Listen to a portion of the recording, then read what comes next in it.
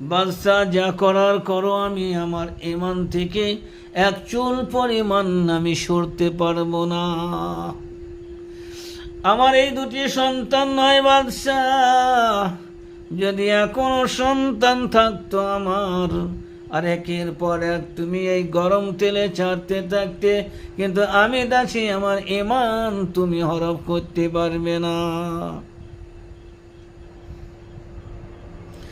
ওই দুগ্ধ পান করনেওয়ালি শিশুকে ফের বুক থেকে জোর করে কেড়ে নিল, গরম তেলে ছেড়ে দিল, সঙ্গে সঙ্গে সেই মেয়েটি তেলে ভেজে গেল।